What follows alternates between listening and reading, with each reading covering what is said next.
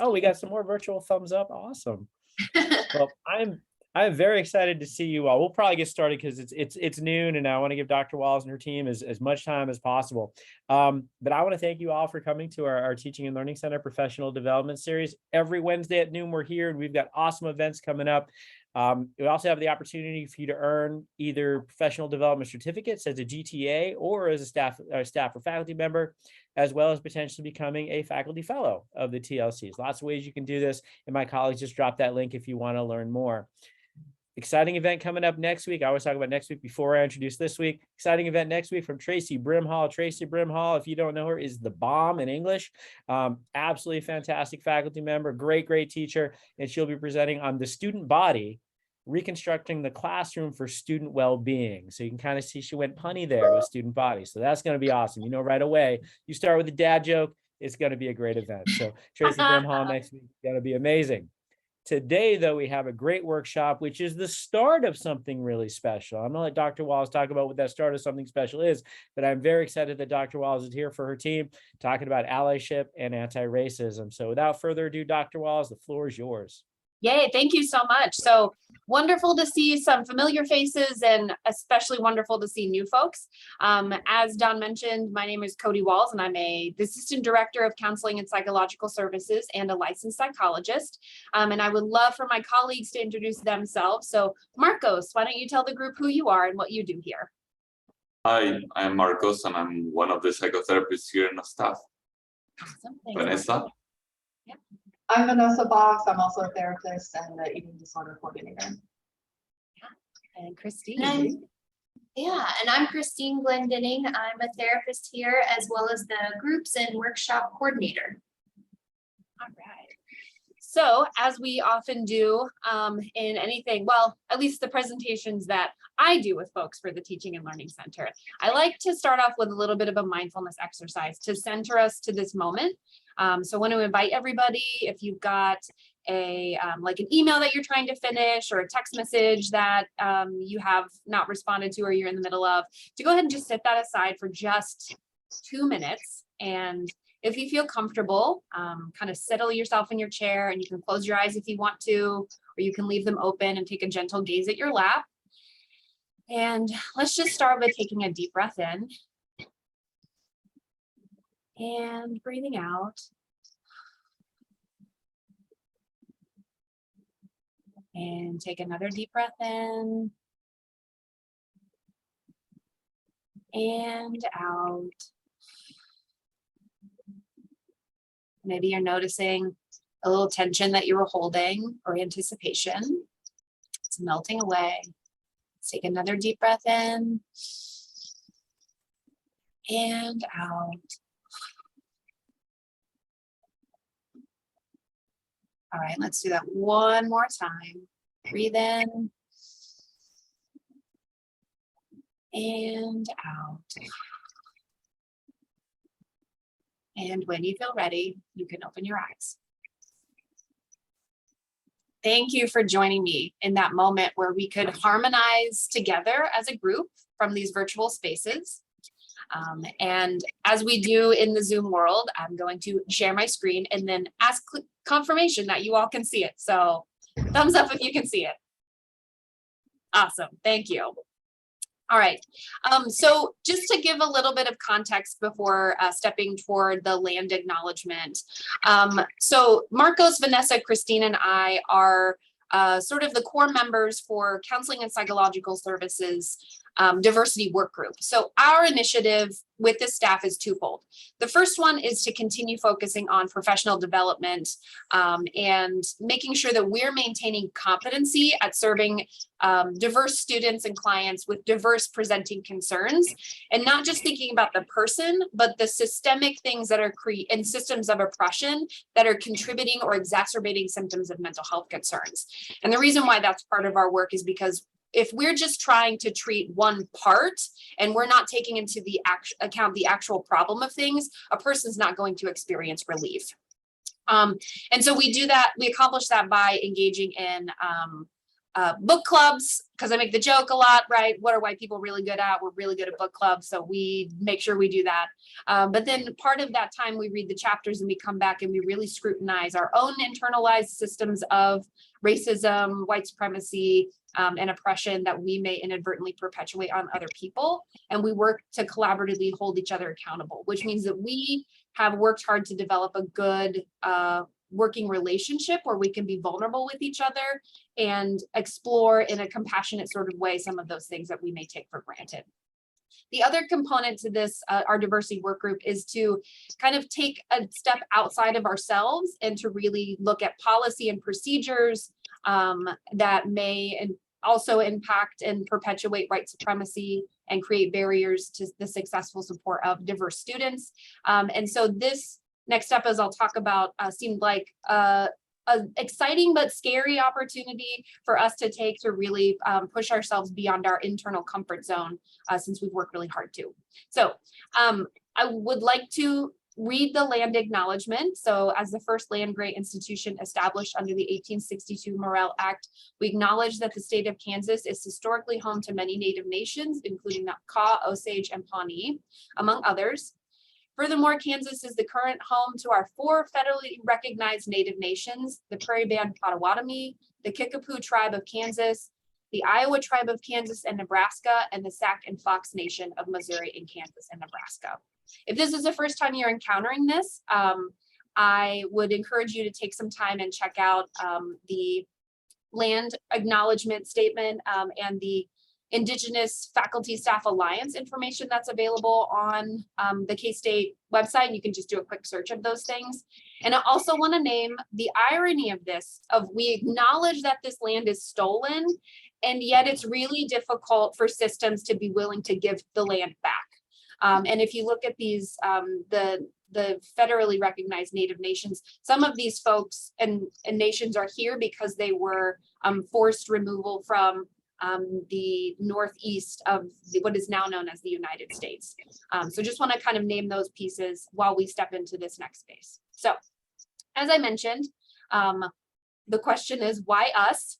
And so kind of outline the diversity work group and what we do. We are passionate about social justice and also recognize that we don't get to label ourselves allies because that's just not how it works. We get to choose to do the work ourselves and to invite other people into the space to make that work happen. And as part of our commitment to social justice is to continue expanding our growth of circle of activism, which is what this presentation in partnership with the Teaching and Learning Center, the Diversity, Equity, and Inclusion on Campus in B. Stoney's office, and what we're going to be offering, which we'll discuss this fall semester. So, all right, now we're going to go sort of a round robin, so you'll get to hear all of our voices, but definitely would love this to feel like a conversation. So if you have questions or you have comments or some things, you can put it in the chat, which I can monitor from here, or you can unmute yourself and ask it. So, all right. So we are going to be offering a workshop, and our intention for this workshop is to provide the space for self-exploration, to acknowledge and challenge racism that is present in our own bodies and present in the systems that we're a part of, as a means to get closer to operating as anti-racist. So our mission statement for this workshop is to engage in self-exploration and growth to expand an anti-racist community at K-State.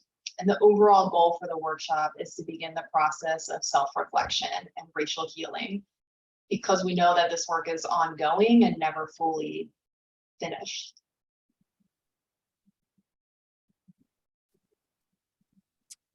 So we're going to talk a little bit about the structure of the workshop.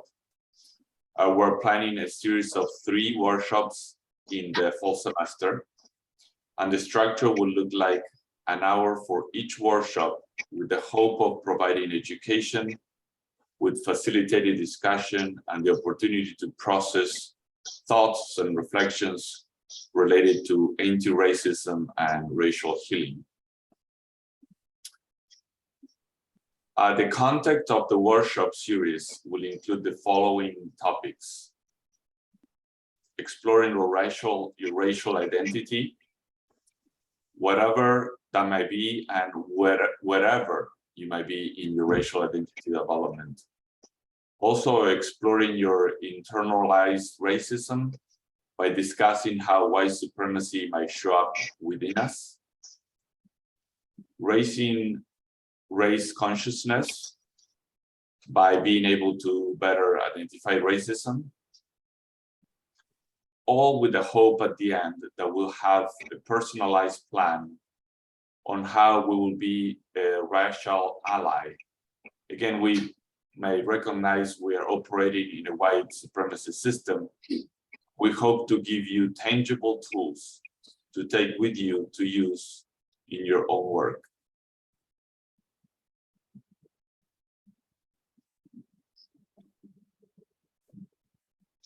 All right, so as Marcos kind of laid out a lot of the content of this workshop, and if you'll remember, the beginning piece was about exploring our racial identity.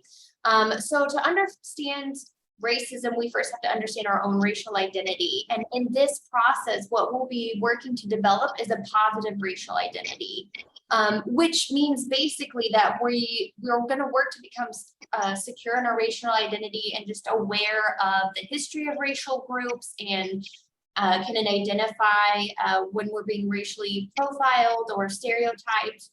And this might seem kind of really different than maybe an identity that's developed under white supremacy. Because it means that we're going to be spending time learning about ourselves and viewing ourselves as racial beings, like exploring a lot of maybe the privileges or disadvantages and looking more at how our identities affect our experiences of others and of the world. And so as we're going through this, a really helpful approach to take in this would be to approach everything with this stance of curiosity, which I know is really something that's easy to suggest and but really hard to implore, especially when we're talking about things related to race. And you know, the way we think about curiosity is it's like any other muscle that one would have in the body, and that it has to be exercised routinely in order to be successful.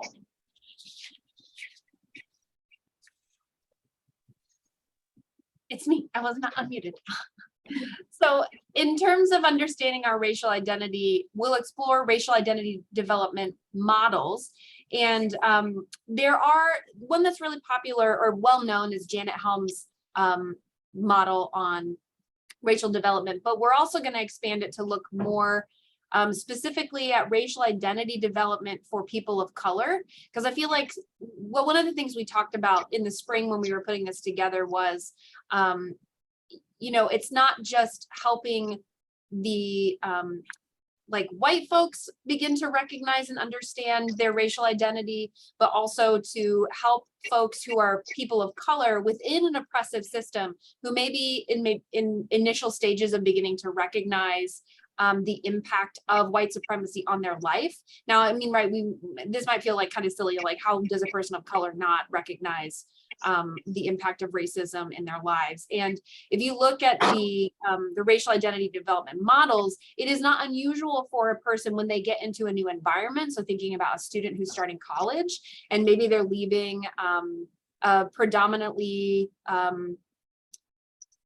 Black neighborhood and community, and then coming to K-State, which is a historically white institution, and having to kind of reassess or reevaluate and shift the center of their experience because they're no longer surrounded by a community that looks like them and that understands them culturally, and that can be very jarring.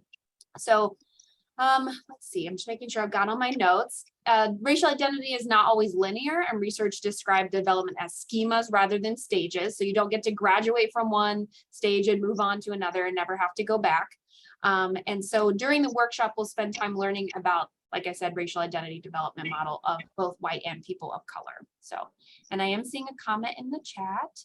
Yes, thank you, Doris. I love the enthusiasm. So, very good. All right. Yeah, Vanessa. Okay, so after exploring our racial identities, we'll spend some time increasing our awareness of how we experience racial socialization, which is the implicit and implicit messages that we've absorbed about race.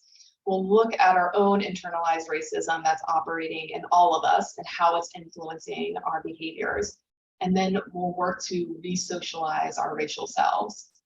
So in this process, we'll be using work from Bobby Haro and Annalise Singh. And the primary task of this section is to re-socialize our racial selves. And we can do this through raising our race consciousness. And that is a twofold task. The first is to expand and grow or evolve our awareness of race. And this process increases our awareness of how racism works internally as well as in our systems. And we can do this through education, such as reading books or consuming anti-racist social media, like documentaries or podcasts. So just broadening our knowledge base, but we can also do this through people and building relationships with folks outside of our own race. Connecting with other people within our own race who are examining their own internalized racism is another way that we can raise our race consciousness, right? So this workshop is an example of connecting with people who are ready to do the same work that we are. The second task of this is to claim and cultivate an anti-racist identity. This requires the recognition that one moves from non-racist to anti-racist. And the difference between those is that non-racist and anti-racist is the difference between them is action, right? A non-racist may have beliefs against racism, but may not be doing anything about it, whereas anti-racism pairs commitment with action. So raising our race consciousness is important because we need to be able to know racism is happening in order to disrupt the flow of racism. For example, we need to be able to understand when a microaggression is happening in order to respond to it and interrupt it.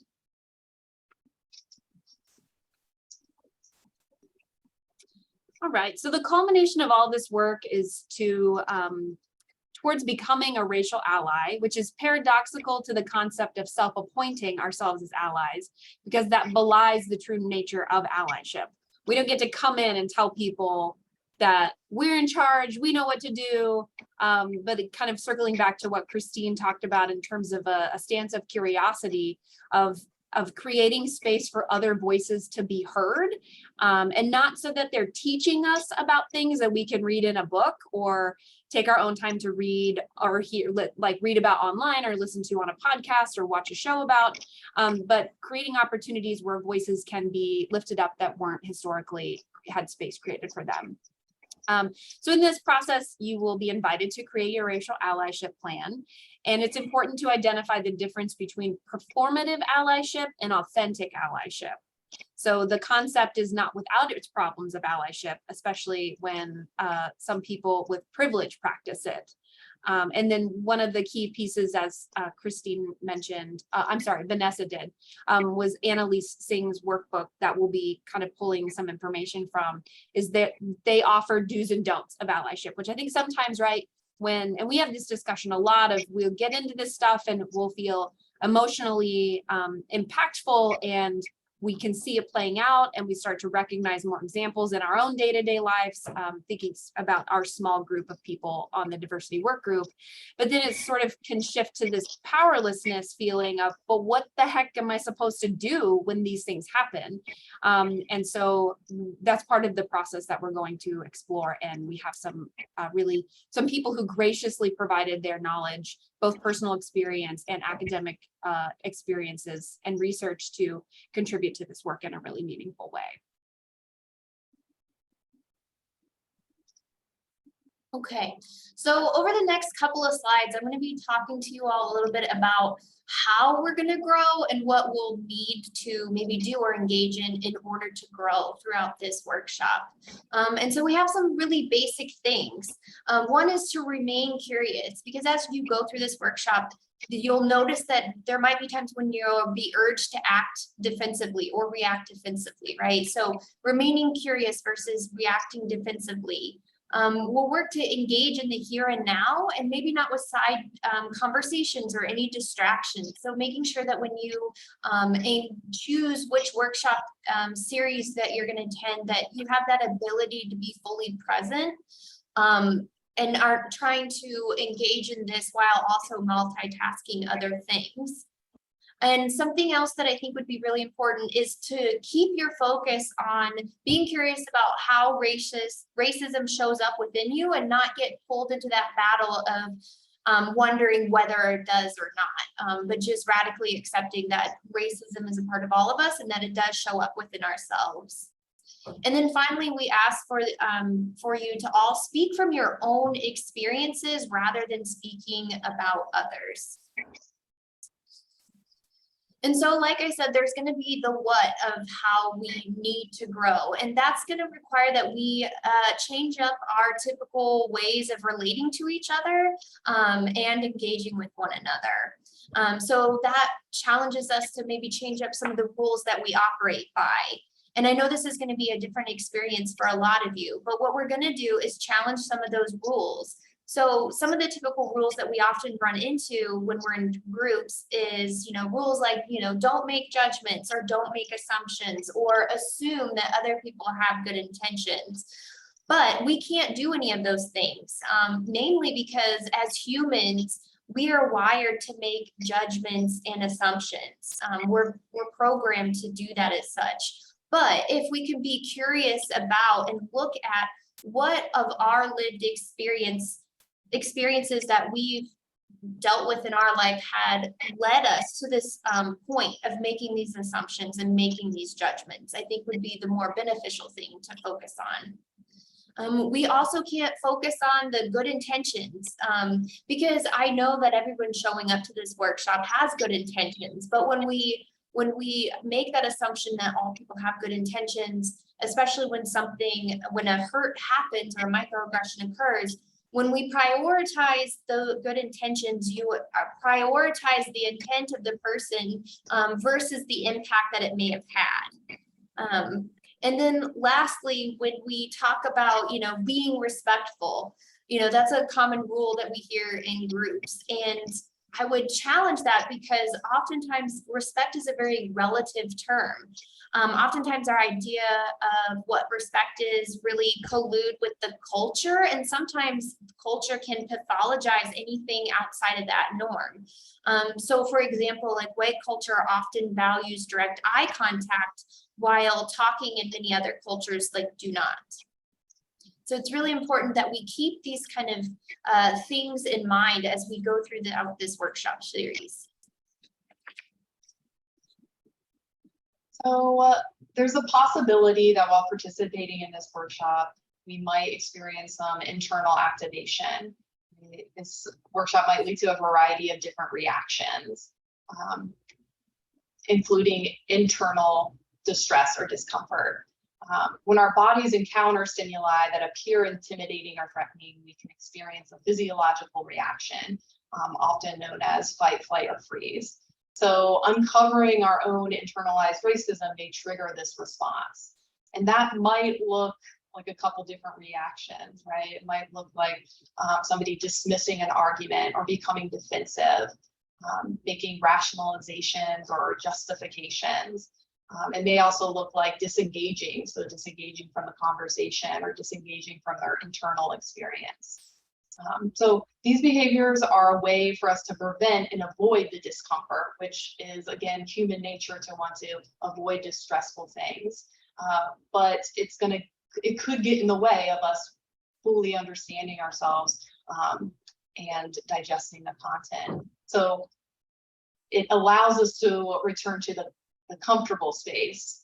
What we're asking for in this workshop is that you will be open to kind of sitting with the discomfort and kind of just being curious about that discomfort and asking some questions of yourself so that it doesn't get in the way of your growth and learning. So yeah, that can look like first expecting these reactions, and when they come, to be curious. I know we keep using that word a lot, but just kind of gently investigating your emotional response and inquiring. Why is this coming up for me? What does this mean right now? Right? So kind of naming your emotional response, being open to sitting with it and tolerating it, and just kind of noticing and being curious, and potentially looking at how I can respond differently to this distress. I have this urge to disengage. What would it be like if I chose a different response and kept this engagement?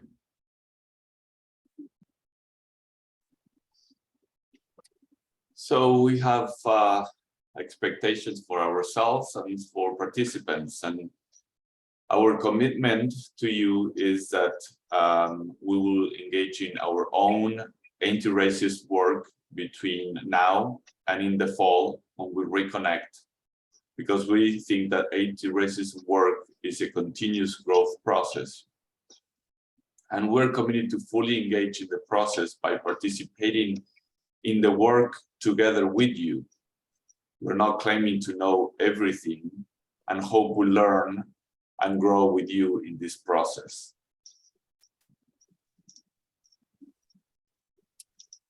But also we have expectations for you all.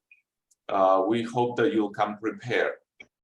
That means that you are mentally prepared to come to the meeting, again, with openness and curiosity towards yourself and others' experiences. Sometimes it can be difficult to be fully present in a meeting when we have so many things and competing expectations that we have. We ask that you try to be present by minimizing distractions of all kinds through the workshop. Challenge the temptation to withdraw from difficult emotions. Approach these emotions with curiosity. Again, that word keeps coming up. The things we discuss or ask you to reflect upon yourself may be difficult, and meeting these emotions with curiosity rather than disengaging will be helpful to becoming the better ally.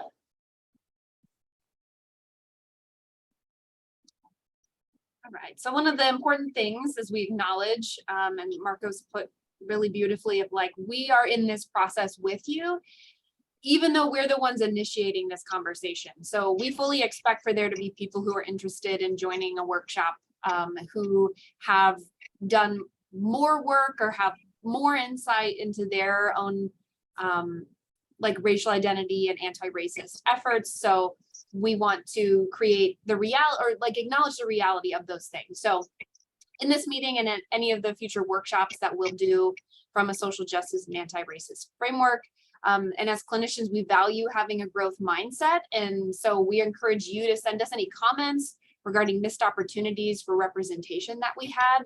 I think one asterisk I will put with that is, while white supremacy influences a lot of other systems of oppression and helps keep them propped up in a really meaningful way, as a member of the LGBT community myself, I work to make sure I'm checking the urge to engage in whataboutism. So, and that sort of like is a subtle way of when I feel the discomfort of learning that something that I've done has been a microaggression, or has come from has been experienced as a racial microaggression specifically, or I'm learning about new information about people of color's experiences. That urge to be like, right, and the queer community, da da da da, or the community of persons with disabilities, da da da da. So not that those are not important, and we can also create space to be intentional about this specific work. And then after this time, if it makes sense or inspires people to expand their interest into other areas, to use the opportunities of self-reflection that have been developed through the workshop to kind of scrutinize our internal isms in those other areas. But with kind of just reiterating how to connect with us, our general counsel email address is going to be the best, because then you can connect with potentially all four of us if you need to. And like I said, we're definitely open to feedback, and we want this to be a good experience for folks, so that we can maybe do it again in the future and get more people who would want to be involved in that. So, and then just this last slide, we want to acknowledge the following contributors and influencers for this presentation and the workshops that we'll be hosting. Resmaa Menakem is the author of My Grandmother's Hands. Would highly recommend reading that. Resmaa is a clinician who, African-American man who had really, who comes from a trauma perspective, a trauma treatment perspective. And so really does a great job weaving in body awareness. So even that breathing exercise that we did together, I intentionally used the phrase harmonize to connect us with each other. And that is language that throughout the book of My Grandmother's Hands, folks are encouraged to participate in. Dr. Annalise Singh is the author, they're at Tulane University. I could be making that up. That might be an old position for them. But they are a multiracial queer person who wants to do work in creating restorative justice and in their field. And so when we got a hold of the workbook, we were like, oh my gosh, this might be our chance to take that next step and use action. Dr. Ibram Kendi, right, I think a few years ago, right, we were all brought to awareness of their book after the murder of George Floyd and the sort of national interest in creating anti-racist spaces. And again, that admittedly did help continue the momentum that we in Diversity Work Group have kept going throughout the last few years. Dr. Vincent DeHealy is a group psychotherapist who does a lot of, Cristine, how would you describe him? Because I would totally fangirl if I met Dr. DeHealy. And in fact, I have once, but I just was holding it back because he was on Zoom. I was like, I don't want to be inappropriate, but oh my gosh, you're like a celebrity. So how would you describe Dr. DeHealy, Cristine? So Dr. DeHealy is a group psychotherapist, focuses a lot on anti-racism work and has done a lot of work to create workshops such as these. And he was a big contributor to some of the rules and some of the framework for how we structured the norms for this workshop series. And I think what I find so impressive about Dr. DeHealy, who identifies as a white man, correct? A white cisgender man, is that they're a great example of the action of pro bono work, because they will very often do free presentations and not have any expectation of financial gain. And they work incredibly hard to create these opportunities. So, and the last author, Bethany Wilkinson, is actually a book.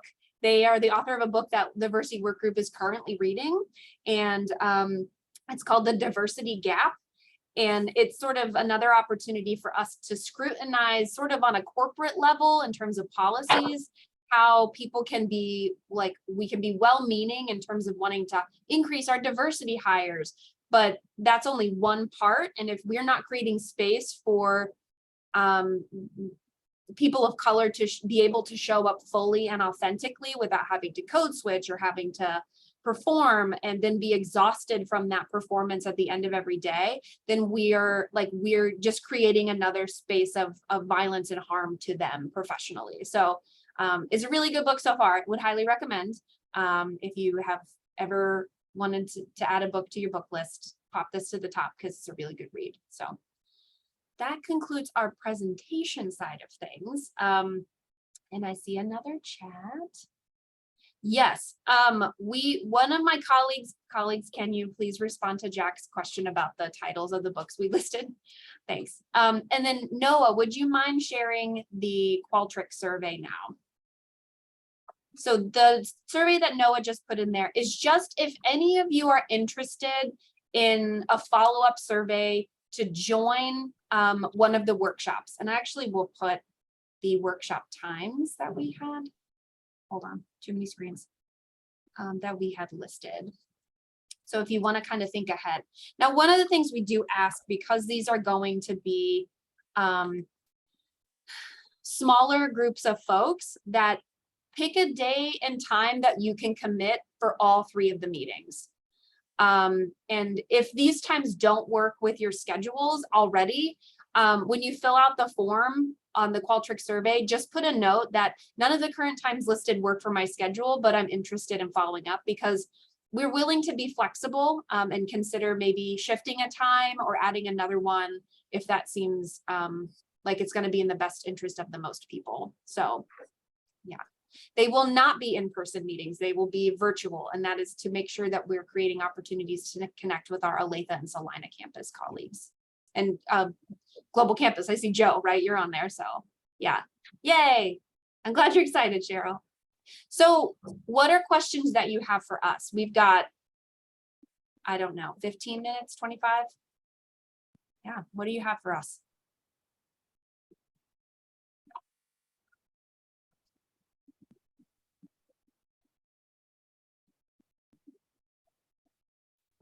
What are some of the most common microaggressions that are identified by anti-racist researchers and scholars that are kind of the most prominent in everyday?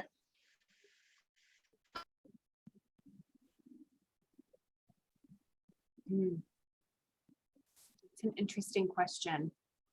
And truly, I wasn't prepared for a question like that, so I don't have an answer off the top of my head. I'm feeling an urge to like Google it really fast, but that feels like it's No, not. that's totally fine. Yeah, I don't know. Cristine, Vanessa, Marcos, anything coming to mind for you? I don't have anything concrete that I would be able to be like, ah, yes, this is what the research points to. Theodore, think one that sorry. Go ahead. Sorry, you're good. I just Vanessa. want to, it was a question, what microaggressions do we see the most? Is that right? Okay, sorry. I missed the question. What were you going to say? Oh, thanks, Don. Yeah, Don, rescue us. Yeah, micro insults and invalidations. So a number of researchers have tried to kind of codify the kinds of microaggressions that happen, and one that is more common in terms of the codification scheme comes from Dr. Sue. I don't remember Dr. Sue's first name, but talks about microaggressions taking three forms. There's micro insults, micro invalidations, and then micro assaults. Some other theorists are like micro assaults are just, they're not micro. So that's not something that often gets included, but micro insults and micro invalidations are when you use your language or use your behavior to basically trivialize someone else, their thoughts, their contributions, their personhood. So it might be kind of dismissing a colleague because of their demographics. It might be using an infantilizing term to refer to someone in your presence or something like that. But it appears to be these small behaviors, these small comments that serve to put someone at a lower status than you from your perspective. Mm-hmm. So almost kind of like passive aggressiveness, but just kind of conceptualized a little bit differently then. I think it's not a bad way to think about that. Yeah. Gotcha. Well, Awesome. Thank you. I think also if you do any dive into Daryl Wing-Su's work, you'll see that at least when he was beginning to form it, he talked about it from a perspective of like, these are well-meaning people with privilege. So for example, looking at an African-American male student who's a freshman is saying, oh gosh, you're really articulate. Like not thinking about the context of where that's coming from and what that is implying about his value. Other language pieces, an international student coming in and meeting with advisor or a professor and saying like, expressing concern about wanting to make sure that their writing is clear to their colleagues and being told like, no, your English is great. Like it's missing what the need is there and the opportunity for connection with that person. Yeah, so those are just some examples. Thank you, Don. You like made that linkage in my head so I could actually respond a little better. What other questions do folks have?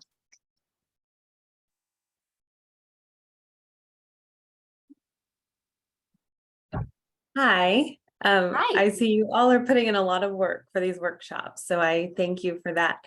I was curious what your broader scope is for offering these workshops, because obviously the personal benefit is there, and then hopefully the benefit to all those we interact with. But do you have a broader scope for offering it throughout the university? I think I can see all take it, Vanessa. I think our thoughts were, we'll see how this goes, how this lands, before thinking bigger. And I think too, we had kind of discussed, like, again, kind of bouncing off what Vanessa said, like seeing how this goes and then being able to like utilize it for one of the many workshops that we already offer at CAPS for those who are interested in being able to learn more about themselves via this type of work.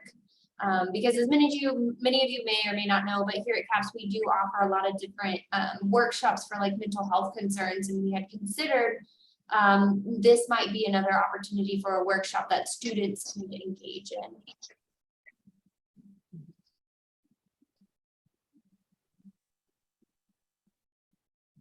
Are the rest of the workshops planned out to be an hour, or are they anticipated to be longer?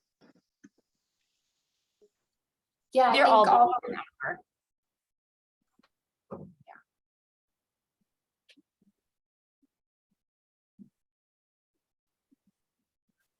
What other questions are folks having? And you can put it in the chat if you don't want to unmute because it feels nervous to like say something aloud. There is a big question in the chat from Dr. Carroll. All right. Anti-racist actions not valued in my annual faculty evaluation. What do you say to department chair and supervisors across campus? How do you work with HCS in the future? Oh, these are really good questions.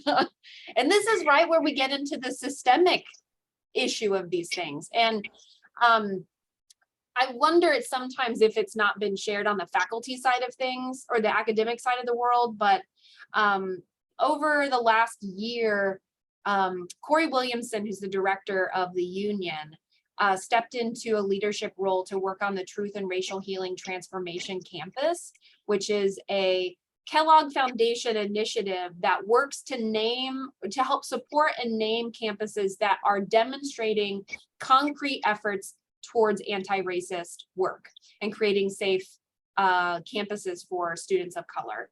And part of those things that we've integrated in terms of the student life side is being intentional about evaluation, including a component about diversity and multiculturalism on evaluations for performance. Now, I don't know, like, didn't we get into like stuff we can do internally, but then how do you create the system of change and who do you need to connect with to make those sort of things happen?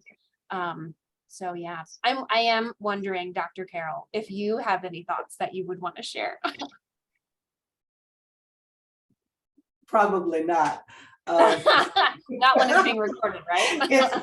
Well, what I will say, and other faculty here can kind of echo or nod their heads or disagree. I don't think we've had that conversation in our academic units. Faculty Senate hasn't had that conversation. I still sit on graduate council, and we've not had that conversation about what is anti-racist work for graduate faculty or and across our graduate programs. We've not had that conversation, quite frankly. And this training may open that door for my department and my college to begin that conversation. But I admit it's not an easy process. Thank you. Right. Yeah. Thanks for sharing those thoughts, for sure. Appreciate you. And I think within that also consider like finding ways to consider not only like how this can be evaluated in faculty evaluations, but also more like the emotional toll that this kind of work has, and that it's very different engaging in this type of work and anti-racist action than engaging in, you know, some kind of data-driven observation where you can like disconnect. And so I think that, you know, it's very different engaging with this kind of data, looking at student experiences, people's experiences, versus research that you can kind of look at as a more objective observer. I feel like, you know, engaging with this at the end of the day, you go home and you're like, I am like tired to my core. Yeah. Right. It is a highly personal experience to do these things. And I think,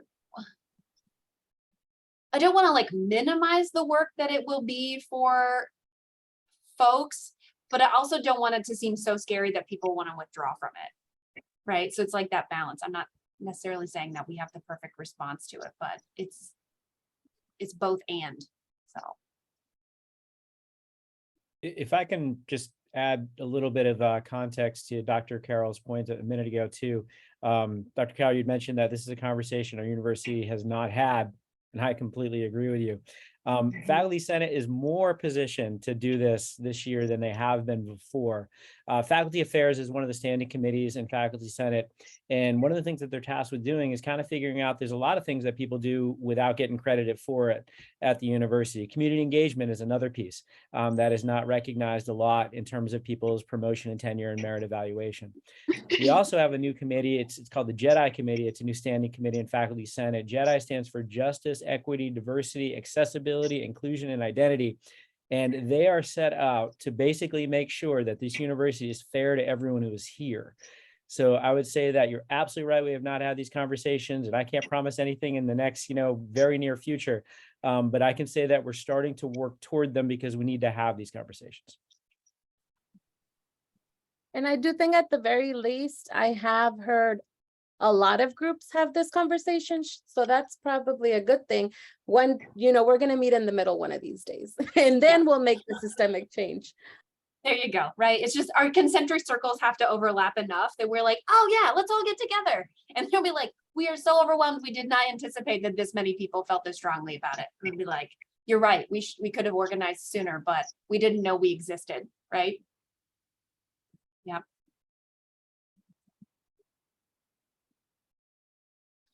Well, I want to be respectful of everybody's time because the four of us as clinicians tend to run on a 50-minute hour.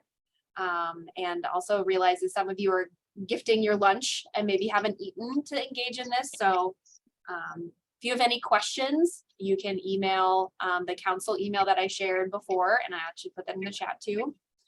And then if you want to fill out that survey, interest, probably start reaching out to folks. Today is Wednesday, so Friday, with another link for the times that would work or that are options. Share it with your friends. Seating is limited, but don't worry about that. We would rather have too many people than not have full groups. So we will help that. Yeah. Thank you for being in this space, everybody. Donna, I can hand the mic back to you. So again, I want to reiterate the thanks for you being here. Dr. Walls, thank you for your team for coming and sharing this important information for us and for creating the first step of this longer series of self-reflection. One of the things that, as sitting here and having heard my colleagues talk today, this stuff is scary, but avoiding it is scarier. So this is something that I absolutely recommend that we think about, we consider, and then we do. We do spend a lot of time thinking about stuff and then not taking action. Thought without action, in many cases, may as well not have happened. So please take advantage of these wonderful opportunities that our colleagues are willing to share. And for those of you who adhere to a growth mindset applies to us, not just our students. We can always develop ourselves personally and professionally. There is a post-event survey that one of my colleagues has just dropped in the chat. If you want to provide some feedback on this event, I'll remind you the professional development series meets every Wednesday at noon. Next week, we've got an awesome event from Tracy Brimhall in the Department of English on the student body, reconstructing the classroom for student well-being. One of the things you'll kind of see as a theme throughout a lot of our events is we want to make sure that people understand that teaching and learning should be something that is fulfilling. It's not just focused on putting content on slides and reading it to your students. It is something that should be fulfilling, and we're teaching whole people in our classes. So you're going to see a lot of these conversations over the course of this year. If anyone has questions, I'd be happy to take them. Otherwise, thank you so much for being here, and I hope you have a great rest of your Wednesday.